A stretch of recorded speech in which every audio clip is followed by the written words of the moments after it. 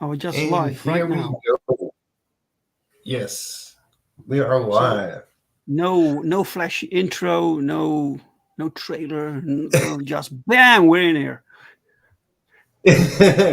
No, I'm currently low on funds, so nothing fancy. Got the basic StreamYard going. Um, That's cool. yeah, so I got a lot going on. I want to mention a couple of things. So the Dale Keown piece I inked is available if anybody's interested in purchasing it. That's my inks over digital pencils. Um, as you've seen if you watched the past couple of episodes. So Yeah, my that art looked rep great. is Philip Lesser. Thanks. And you can message him directly and get it if you want it. And I'll also mention that Joe is going to make it into some sort of merchandise for his campaign. Even though it's officially not live anymore, it would be some sort of merch. He'll let us know, I'm sure.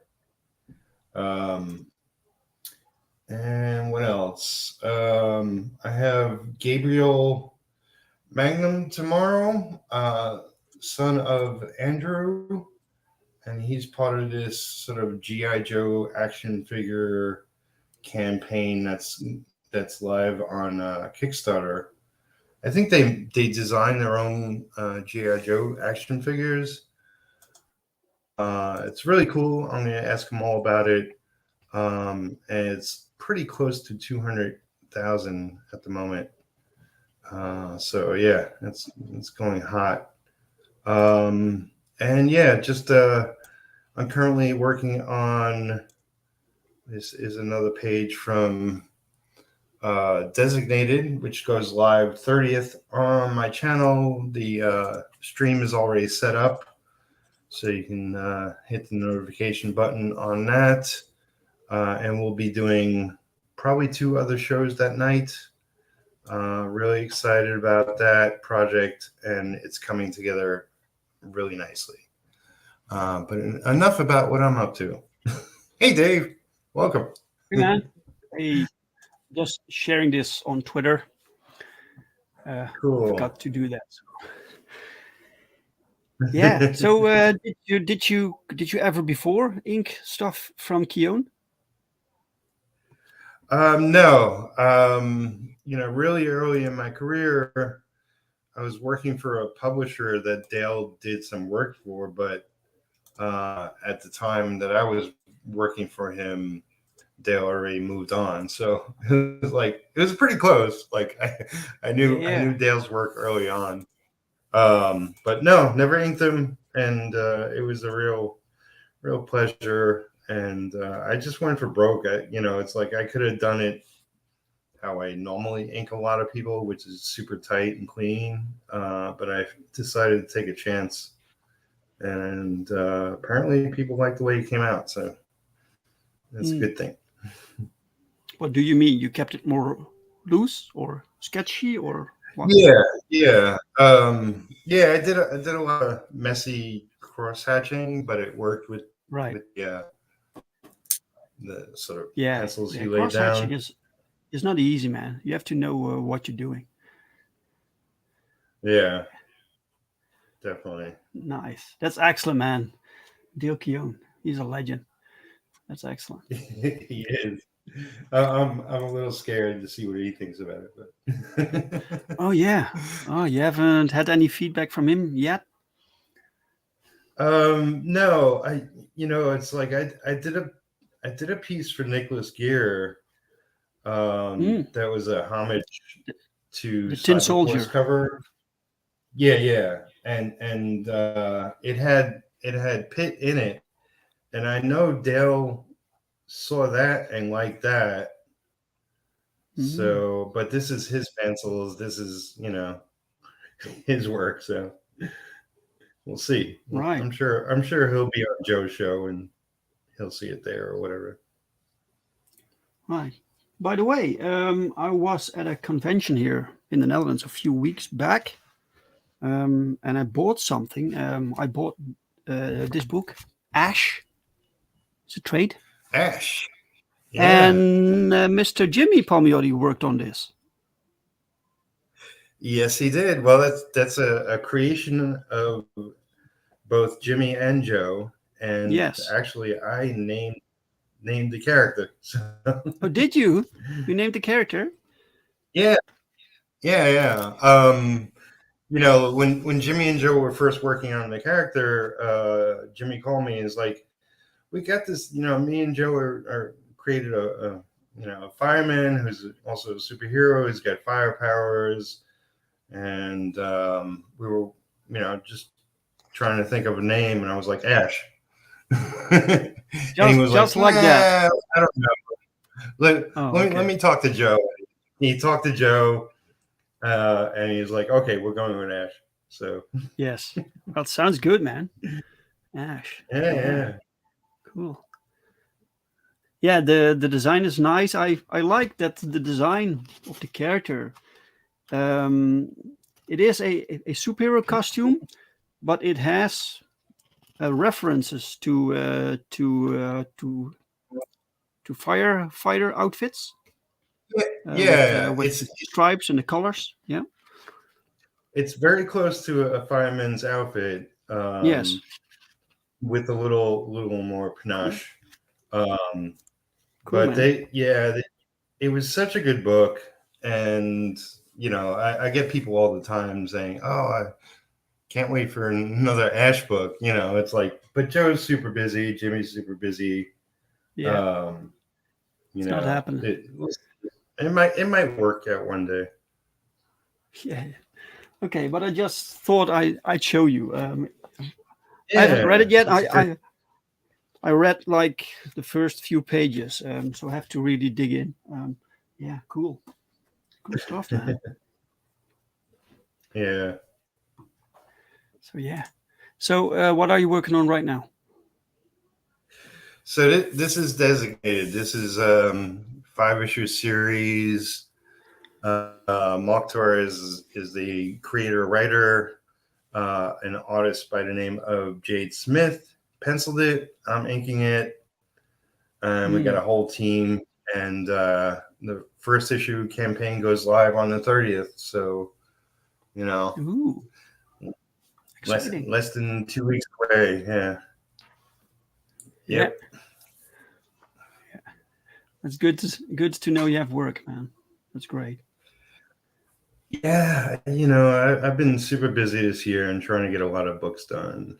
It's not easy. No. But do you ever say no to commission requests? Well, I said no to a gig recently. And that was a book I was super excited about. It was just like a one-shot kind of deal.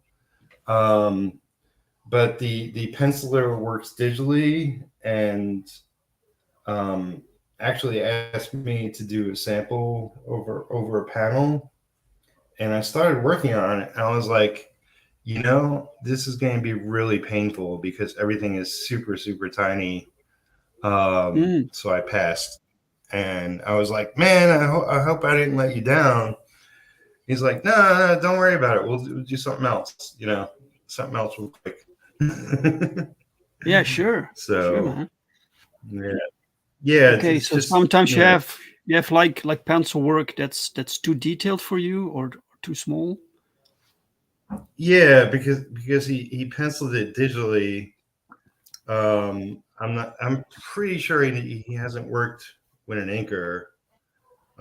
Just it wasn't the right scale, and I would have had to print each page out on 2 different pages and make it super big, and it still would have been tough. Right. So I was like, let me use my brain and say this isn't going to work out. Yes. Yeah. Yeah. Well, you have to be honest, man. If everything for them, everything we do is in service of the product, of the book. So if we think we can't improve upon this, then it's best to just figure out something else. So yeah. Yeah. Mm-hmm. Yeah, man. Coolness. And you have done something for me, right? So Yep. Not sure if I can share something, if that's cool with you.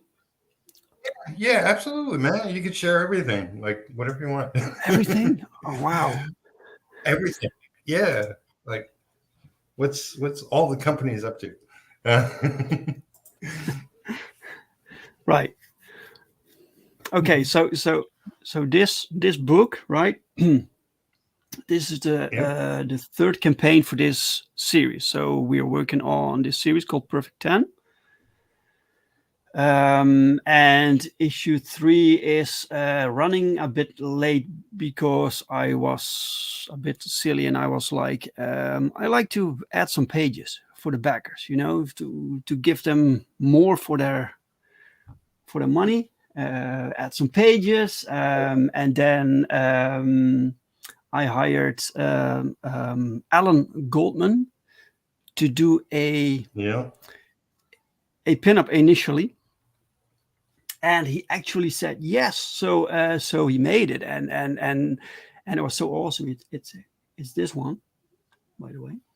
It's Ben's work. You've seen it plenty, but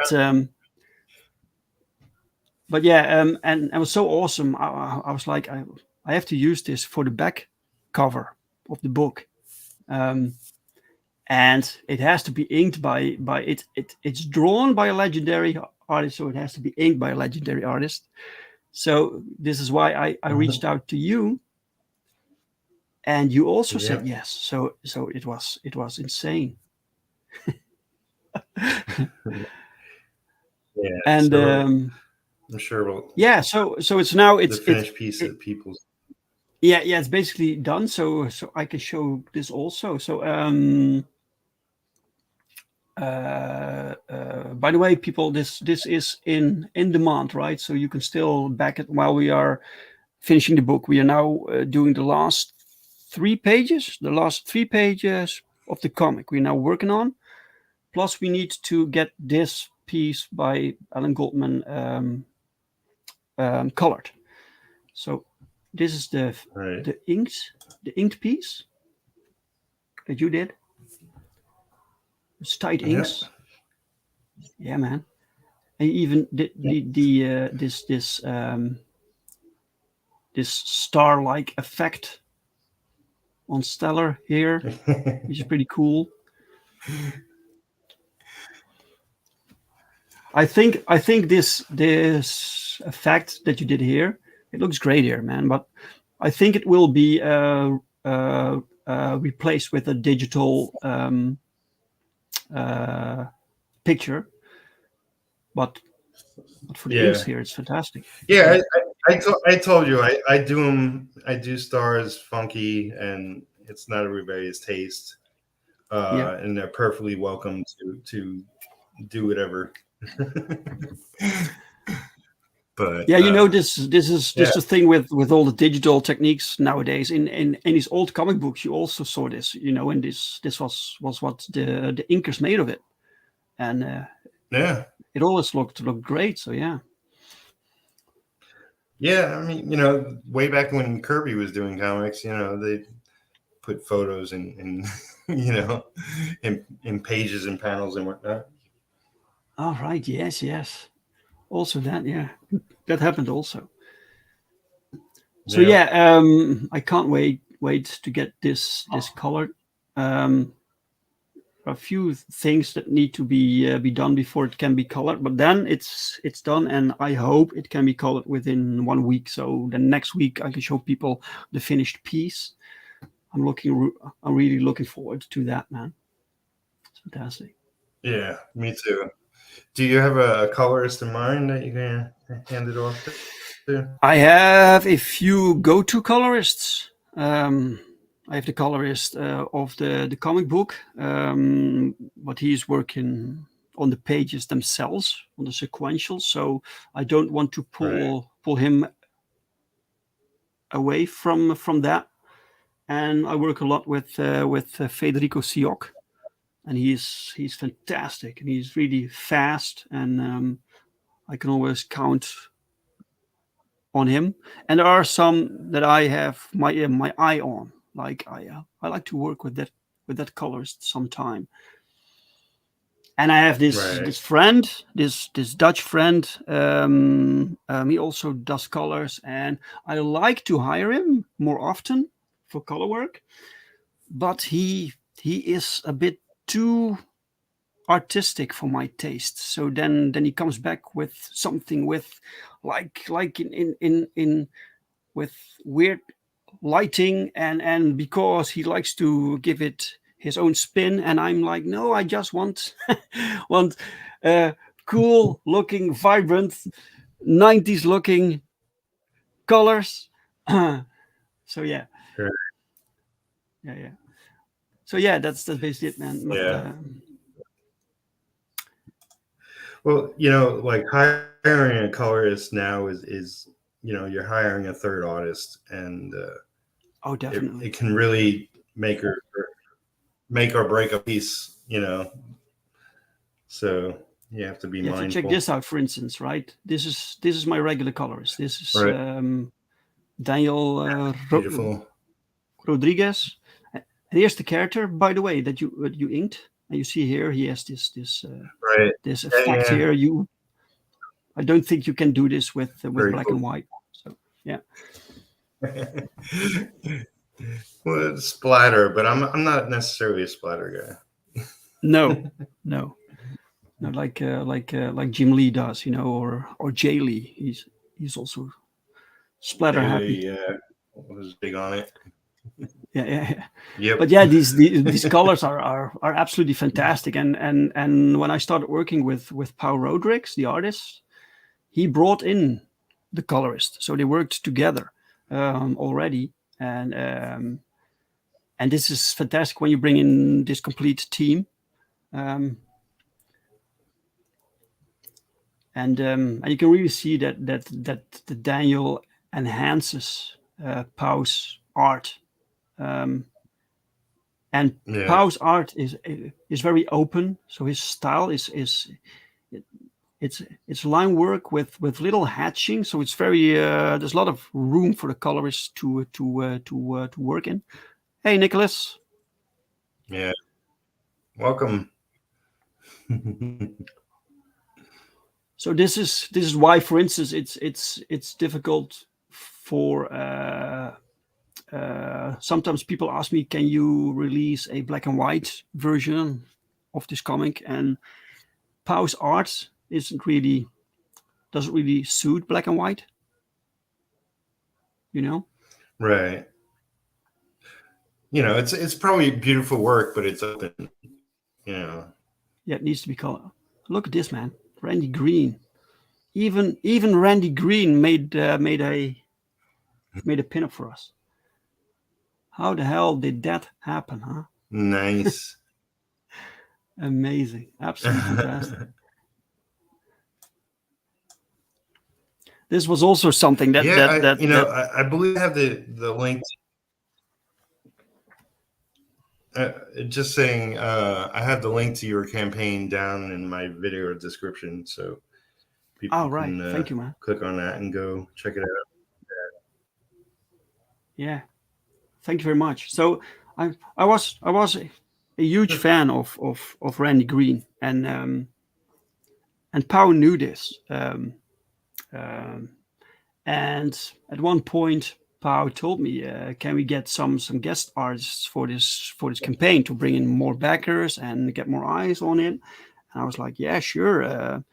And he was like, "Okay, how about Randy Green?" And I was like, "Don't be silly, man. I can't get Randy Green. That's." And he told me, "Well, I'm friends with him, so let me see what I can do." And a few days later, he came back to me with the news that Randy Green was going to make this pinup for us. this was absolutely fantastic. And meanwhile, because this was pretty late into production, and we were already doing the covers because we needed the covers to put on the campaign.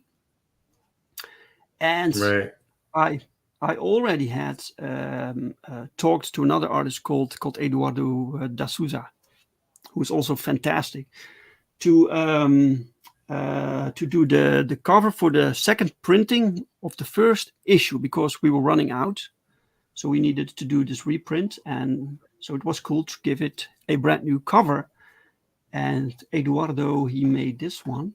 Let me see, this one. Nice. Which is fan-freaking-tastic. Yeah.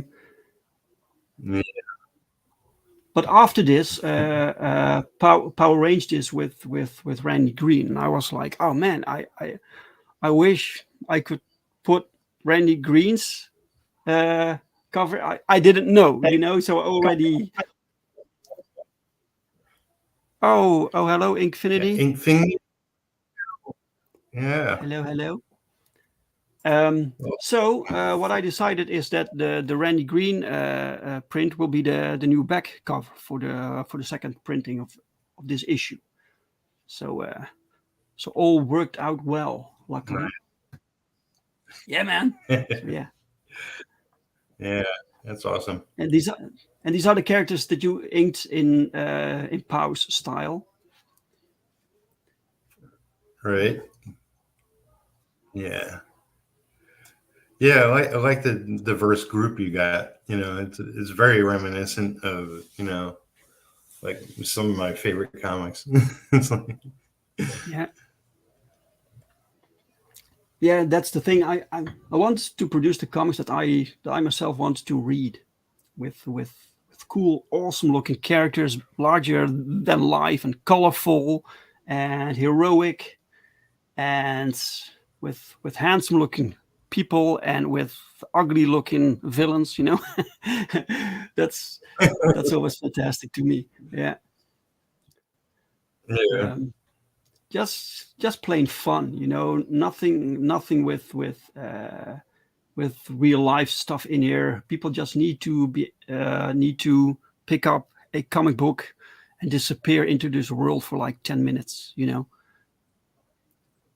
Right. That's the goal. What's the like sort of specific angle to your book? Is it just a team book? Is it, is there a special take on the group of characters, or? Well, this group is actually introduced later. So the main character is this girl here. She's called 10. So it starts out as this solo book with a few side characters, but slowly we're introducing new characters. And in issue 3, this team gets brought in. These new characters, and they become part of the story. But the main focus is still this character called 10, and she is a artificial human. So she's not actually human. She's created. They call her a synthoid, and she is created to kill superpowered criminals. And then something happens, and she's taken out of the program that created her, and she wants to stay out. But these villains want revenge because when she was this assassin, she killed a lot of them. So they want her dead. And in issue 3, she gets help from these other heroes. So yeah, that's cool. Look at this art, man! It's a big adventure. I'm so excited to read my own book. That's good thing. Yeah, man. This is the best book that we can make, man. It is fun. It is colorful. It is. It's not heavy, It's not. It's not groundbreaking or deep or whatever. It's just about having fun. Yeah, of course, there are doesn't, stakes. you know, not every book, not every book needs to be super deep or whatever. You know, entertainment is good, you know, as well, and useful. You know, especially with the world the way it is now. It's too crazy out there. You need something just that you can count on. You know. Yeah, exactly, man. Exactly. It's like I like series like Invincible, for instance. I really liked that. Also, the way Great. it was written and the way it looked. Um, and I think I got.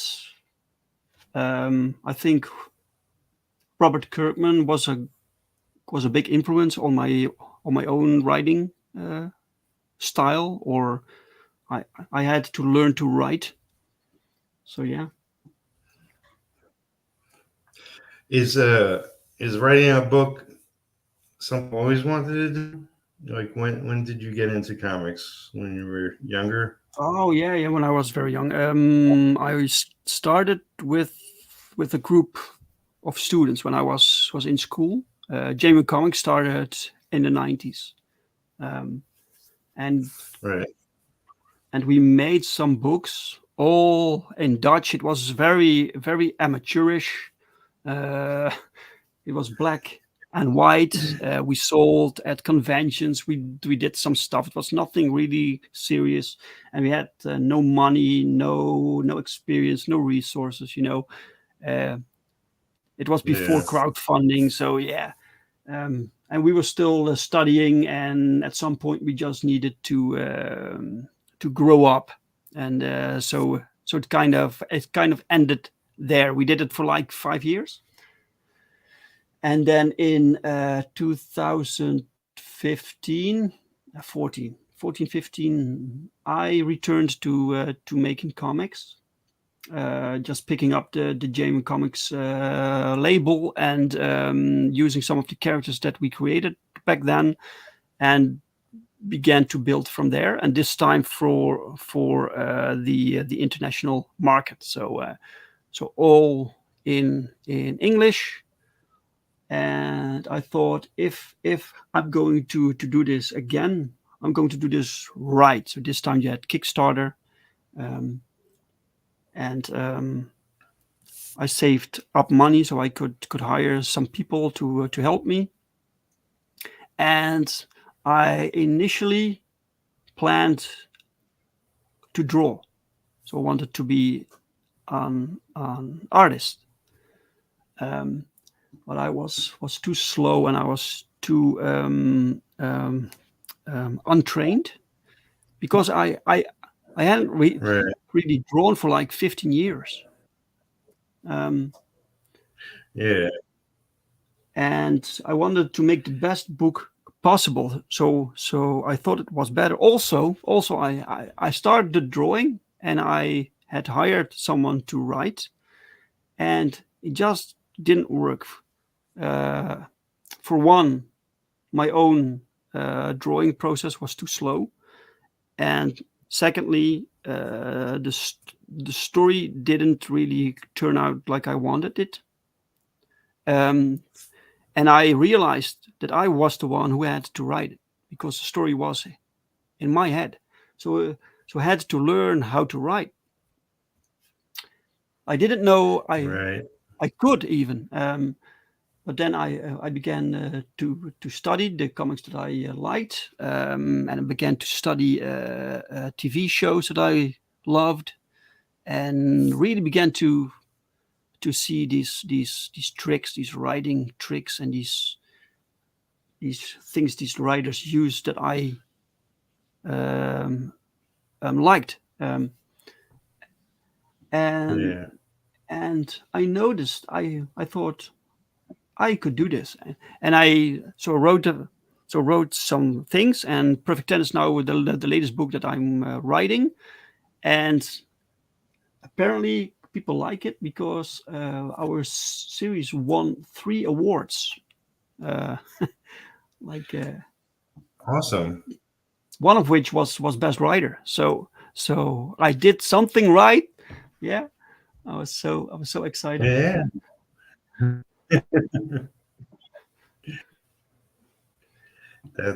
That's excellent. And it's like, it's like I truly believe if you really have the desire to do something, you'll figure it out.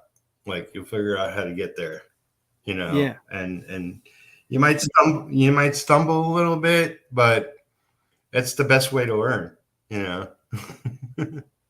Yes, and yes, and there have been many times that I thought it's not going to work, or I was afraid that I would fail, and if you combine that with realizing that oftentimes what you get out of making the book, like financially, um, uh, to make a comic book is very expensive, and first you need to Right. recoup these expenses, and then hopefully make something extra so you can put that into the next project and slowly grow. And that process is so slow and so difficult, and combined with doubts about my own skills. There have been many Right. times that I thought about quitting, um, and then suddenly I win this award, and I'm like, okay, maybe I'm on the right path here, you know. Uh, maybe I need to hire Peter Palmiotti to ink for me. There you go. That will change your life. Yes, this was life changing. Yeah. So yeah. It's that's just what I love seeing. Like, just people who put themselves out there, go for a thing, figure out some kinks along the way, and really come into some success with it. It's like I see plenty of people. I've interviewed hundreds and hundreds of people in comics, and plenty of people put out a first issue, but much fewer follow it up with a second and a third and so on. And Yes. it's really like shows who's really in the game for the long haul, because it Yes. is like each time it's just as difficult, I imagine, to get out the next issue and the next Yes, issue. some things get easier because you learn a lot about crowdfunding, for Right. instance, but the printing process, you grow your audience. So these things help you, but along the way you get new challenges, and every book brings new problems. So yeah, Right. yeah. But the thing is to just not give up,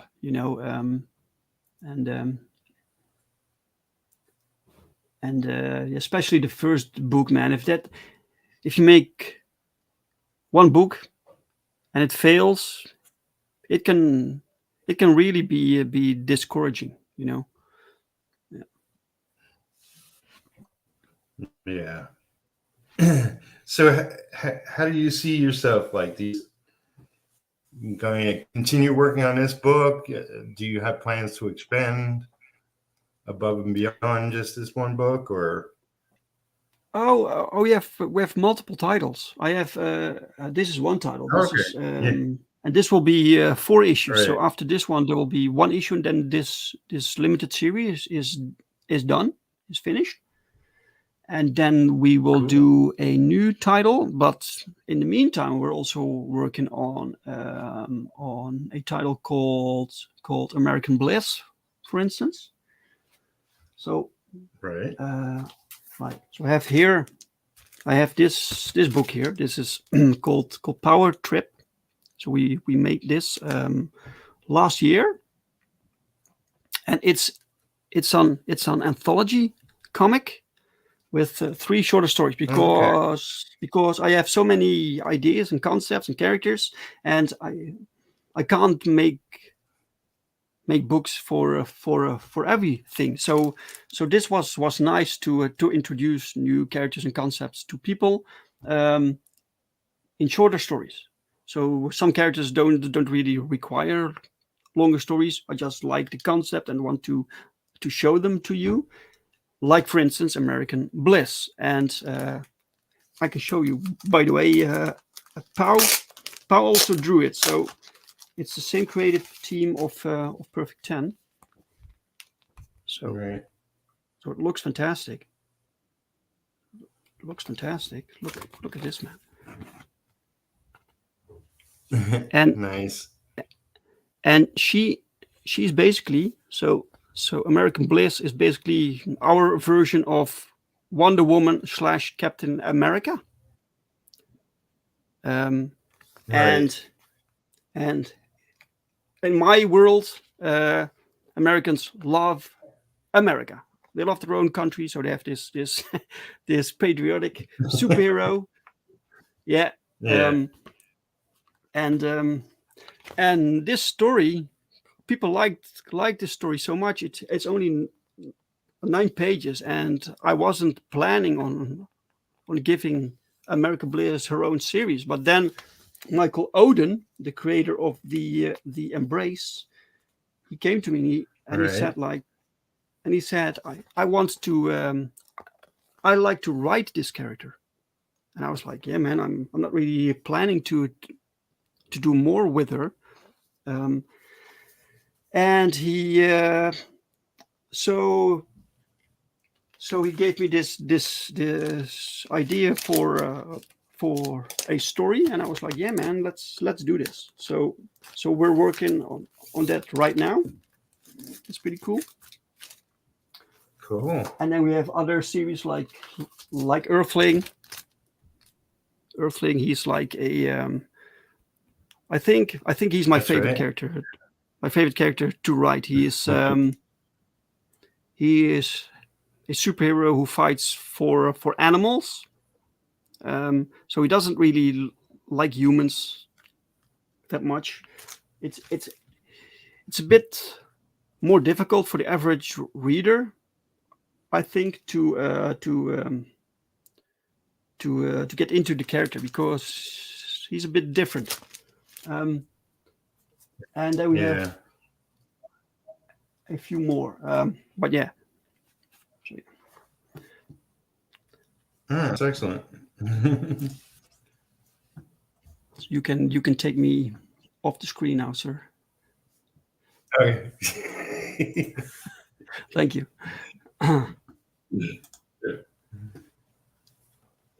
So yeah.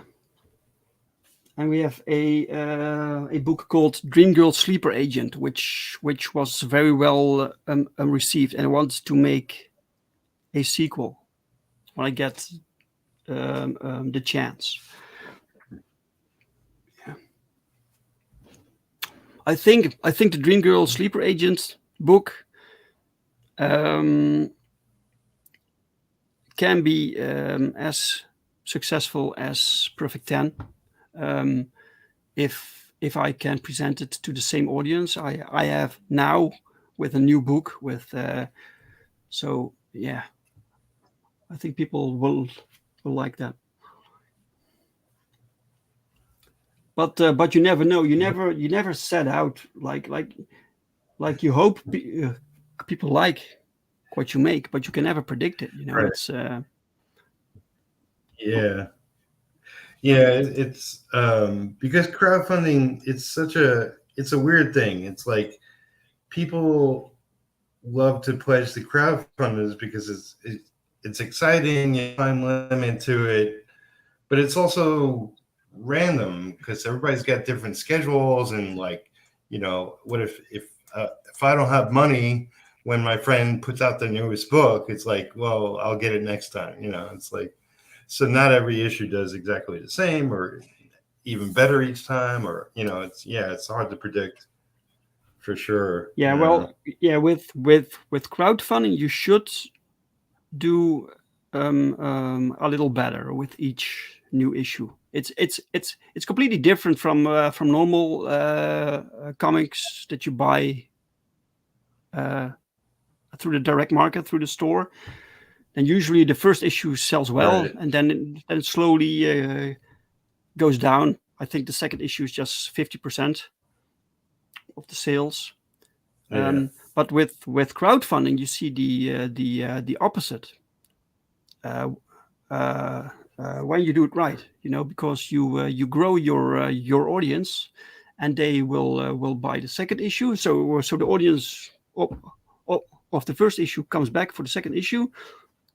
Plus, you get new customers, and they also want the first issue. So this is the trajectory I see now with Perfect 10. All right. How well have you done, like, with crowdfunding and on where you use, like, I know you're on Twitter and you're on Facebook and you got a YouTube, right? Yes. Use that all in your favor to get the word out, to let people know you got a new book out, all that jazz. Yeah. Marketing and promotion. Twitter was kind of essential. When I launched Perfect 10 issue 1, I didn't use Twitter. And then I was on the show of Red Valkyrie. Right. I don't know. Yeah, great show. If you know it. Yeah. I know.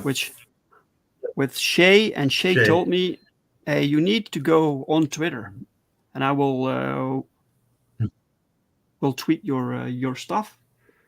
And I was like, okay.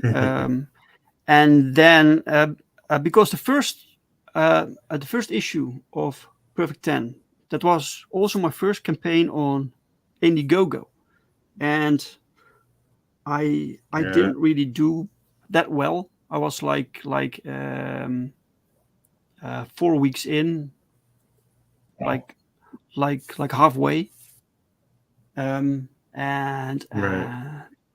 I didn't do well, and I wasn't about to make it. And then I was on Shay's channel, and she said, go on Twitter. I did that, and then suddenly it blew up. So this entire community surrounding Shay suddenly began to tweet about it, to talk about it. People began to make videos about it, and in these last 2 weeks, I just flew past my goal. That was really remarkable, and that's when I learned about this power of this network, this community, and the way people help these smaller creators. Yeah. So that was fantastic. And then I was on, I think it was with the second. No, still the first book. Yeah, still the first book. And John Malin, he had this show where you could drop in. And so it was on. Mic. Sorry? Oh, like an open mic, like it just not come on really. and talk about your book. Yeah, almost. You had to beforehand. You had to let him know through Twitter with a link, so he checked out the campaign, and then you had like a few slots, like 4 or 5 slots, and then he sent me this message. Hey man, you can come on. So I was like, oh my God, I'm going to be on John Malin's channel. And I was so nervous. And as you can tell, I have this stutter. And it only gets worse when I'm nervous. So I was on his channel, and afterwards in the lobby, he said to me, dude, you have to do something with your own channel.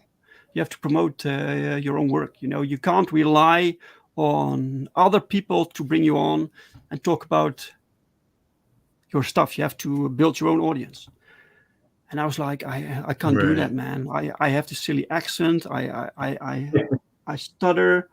I have nothing to say. I just want to make comics, But then I began to think about it, and I was like, yeah, man, he is right, because other people offer me their platforms and their time, and I want to do something in return for them. So I kind of started there. I started to do something, and so I brought in some friends to help me through it. So I had co-hosts, Right. And yeah. And now last week my channel went over 300 subscribers. Yeah. Yeah. Excellent. Yeah. Thanks. It was crazy. Man. No, man. It's like, I know, like, audience, they don't always care. Like, they don't expect, like network TV kind of production. It's just like creative people hanging out, talking about what they love and what they're doing, and interacting with each other, and usually it's a good fun times, and you learn some stuff along the way, and everybody grows from everybody else, and like you said, it's all about the community, and it's like, I know the guys in the chat, they're talented folks, and get them on here eventually. But yeah, it's all fun, and it's all like, it's like, I played with the idea. I remember when I was young, I played with the idea. It's like comics. Maybe I'll do comics older, and played around with the idea. And it's like, sometimes I was serious about it. Sometimes I was like, that's not for me. I'll never have a chance at doing something like that. And like, it's taken me most of my career to get around to working on my own book. But it's I freaking love it. To have a hand in something you create, and give it direction, and really develop characters like you're doing with your books. It's so much fun. You get so much out of it.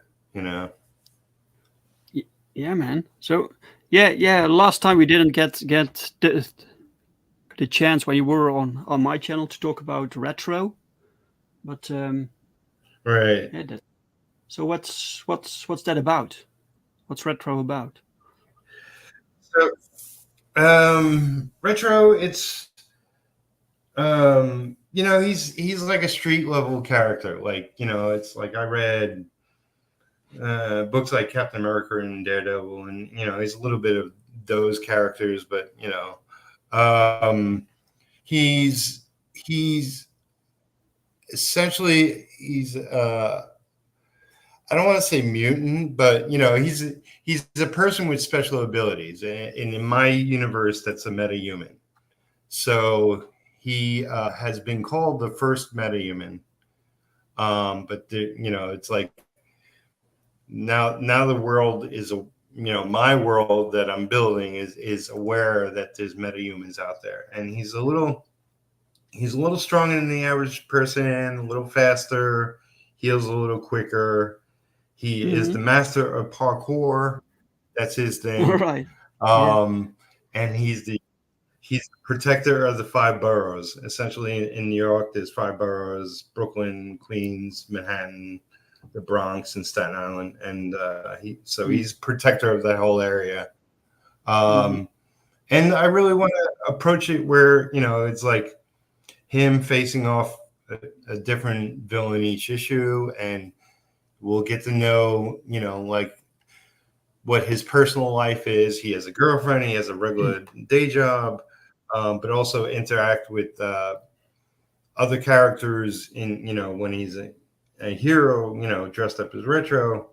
He has connections on the streets to keep him informed and whatnot. And yeah, he'll just go on his daily adventures. And there's a bigger story to it, but I'm going to take my time getting there. Like yes. Somebody asked me recently, what's his origin? Well, his origin is not going to happen for a while, but you'll know down the line what his origin is. Yes. Yes, but there's superpower, so you won't explain why he has special abilities. Well,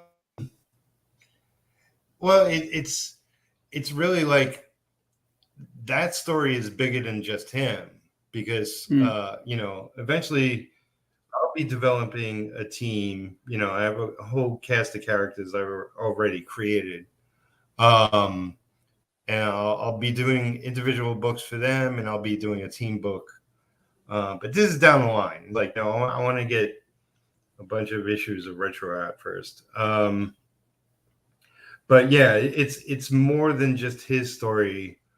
It's like what's the creation, or where do all these powers or abilities come from?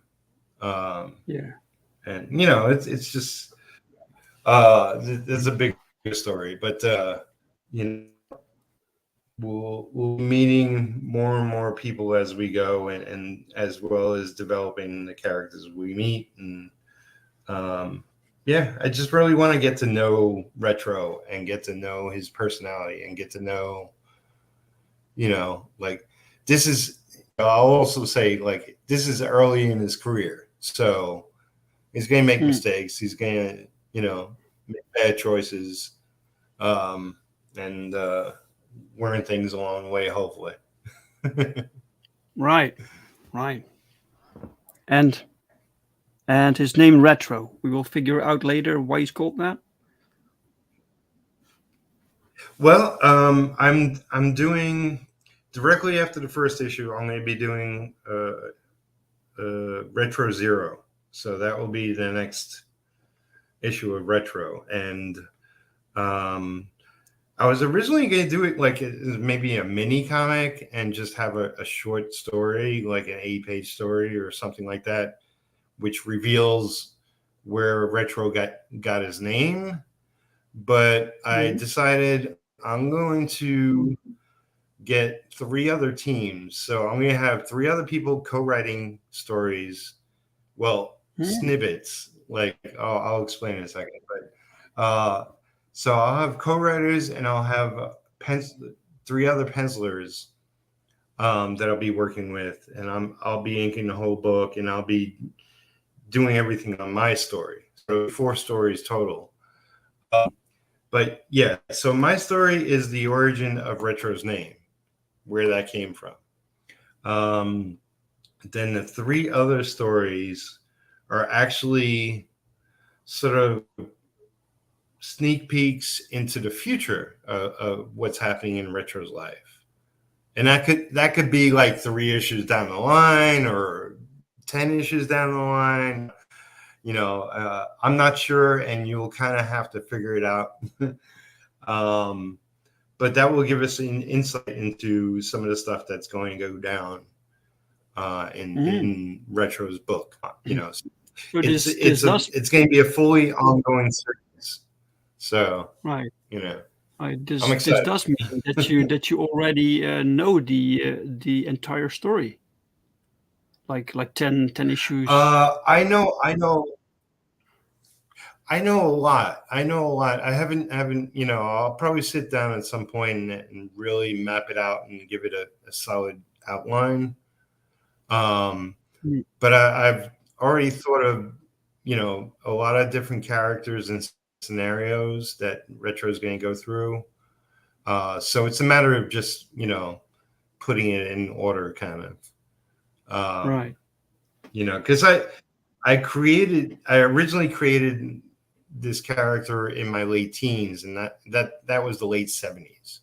So yes. it's been bopping around my head all this time. Yeah, so, man! Wow! I now finally he gets his own comic. What took you so long, man? Yes. So I'm gonna have a lot of fun. It's confidence part of it. I got a penciler for the first issue because I was like, I'm not good enough of an artist. I'll get somebody to pencil it. So my friend Rich Fisher penciled the first issue, but then he was like, he's getting into painting, he's getting into illustration. He's like, I'm not really into doing comics anymore. And I took a moment to decide I really want to do it, and it's going to be what it's going to be, but I'm pretty confident in my ability to put something good together if I just spend the time I need to get it done right. Right. If I don't rush it, if I don't, kind of stumble my way through it. Well, if you're, but yeah, if you're planning, it was confidence, and it was also like the internet really helped make that decision too, because. I come from a time where there was no internet and everything was conventions, and it was a lot harder to sell your independent books back then. Right. Now, I could do all this from home, basically, But it was a combination of a lot of things, but and you have crowdfunding now. I think it's good that I went. Yeah, now there's crowdfunding. The villain in my first issue is called Diamond, and that's sort of a tongue-in-cheek thing because there's Diamond distributors. Diamond really has a monopoly as a distributor, so it's like. So did you have to rewrite a lot because the world is not the same since the 70s, So. Well, I mean, it's not like I wrote full scripts when I was, in my late teens. I created the idea of the character, then I created what could, his origin be, and what kind of hero is he, what kind of people will he meet up against. It sort of took shape over time. Yeah, man. Every time I took a shower or took a walk, more ideas popped into my head. Yes, that always goes. Yes. So when will you be launching this campaign? So I did a really short Kickstarter back in 2019, and I'm gonna get the books to those people first. So I'll be hitting the printer in the fall. And then right after that, then I'll be doing a full-fledged Indiegogo, because the Kickstarter was only 5 days. And, wow, I forget what my goal was, but I came in just under $2,000. And it was like, okay, that I have an idea of my audience and what I reach for. But I want to do a full 30-day campaign with Indiegogo. And I think that's going to do a lot better. And especially, then I'll have the book out, in people's hands, and I can get some reviews in on all that jazz. Right. So I'm looking forward to it. Yeah. Exciting. Okay, so this the book that you crowdfunded in 2019. It will be printed now. Right. Yeah, it's a long story. Initially, I wasn't worried about making any money, because I was supposedly going to write 5 novels for somebody, but that totally fell through. If that would have happened, that would have financed, years of me working on books. But Right. I had to scramble, I had to take on work, and I was already super busy. And yeah, it's just the life of an independent artist and freelancer is very difficult at times. It is, man. So, But you can write apparently, so that's cool. yeah. I have yet to prove it to other people, but it's like I have one short story that was published, a couple of years back that people can read. But mostly I'm unproven. Although I've worked with writers, I've worked with publishers, I've worked with individuals, in regards to like mostly I'm known for inking, but I've worked with everybody on like anything from production to helping out with writing, coming up with ideas, creating characters, everything, pretty much everything across the board over the Man, you years. thought But all of the name behind, Ash. So yeah. yeah, I thought my claim to fame is Ash. Ash, yes. Welcome, Landon, by the way. So, yeah.